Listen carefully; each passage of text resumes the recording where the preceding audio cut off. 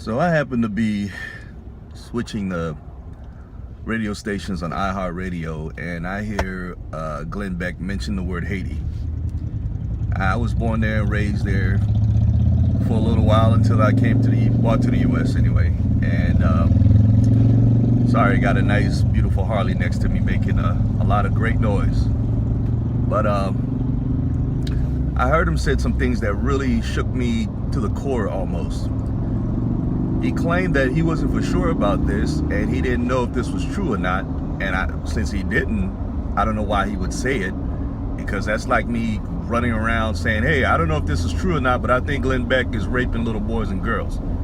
I mean, why would I say that if I didn't know if it was true? So if he didn't know it was true, why would he say that? But I have an idea why.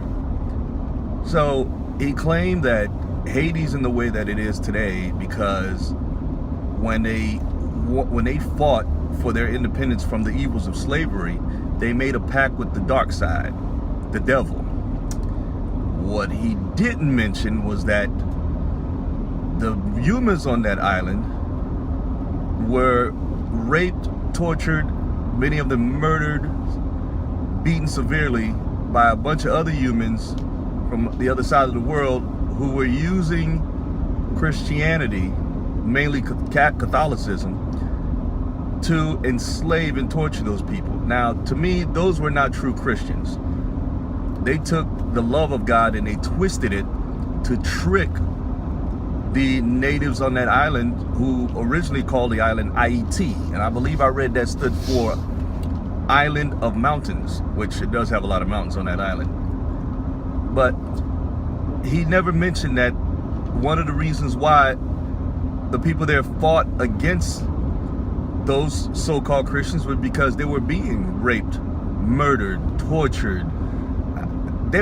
Some were being buried in ant mounds up to their neck and let these giant ants eat these humans while they were alive to make them as an example, to scare the other ones into following their orders. They were cutting babies out of the bellies of pregnant mothers while they had the mothers spread out on all fours, standing up, tied to trees, and just cut these babies out. I mean, and let them fall to the ground just to shock and scare the others into getting in line. And these are some horrible, terrible, evil things that were being done by the Spanish and then the French to get these people to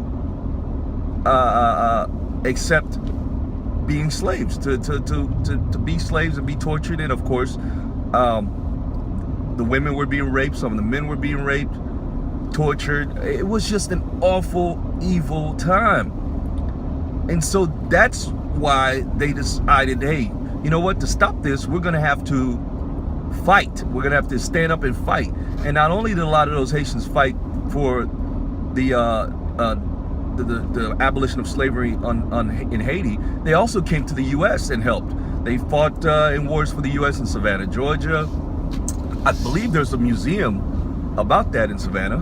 I think I read somewhere. Also, they fought, I think, to help as far as Louisiana as well, to become part of the U.S. So, Mr. Beck, I understand you have an agenda. You're trying to make money. I get it. And most likely, you're not going to have a lot of people of Haitian descent call your show and tell you, sir, you were wrong, and that was very hateful, because you made it seem like the people there on that island are suffering because they're just so evil and they are just children of the devil. And this has been passed on for centuries, this evil idea, this evil story, which is not true. Some of them, yes, they make it seem like voodoo is a horrible thing. Just like any religion, voodoo can be used for good or bad. Just like you got a bunch of Catholic priests that were raping kids since the beginning of Catholicism, and rapes and murders going on in different churches and whatnot, and nobody's innocent.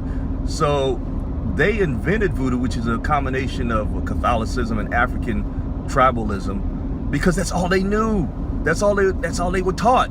You understand? These people were sold by Africans to the Europeans, to the Spanish and the French, and then brought over to this side of the world, and then they were tortured and forced to believe whatever the slave owners were teaching. So that's all they knew. But they knew enough that what the slave owners were doing was so evil that they couldn't take it anymore.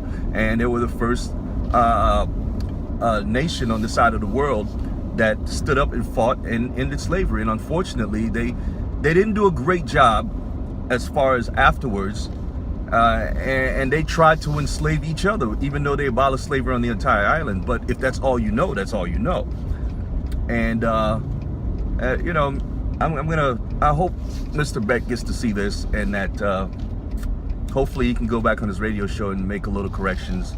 But you got a lot of Haitian kids, you know, including myself. When I came to this country, people looked at me as if I was evil because that story had been passed around, when that's not my nature. I wasn't raised that way.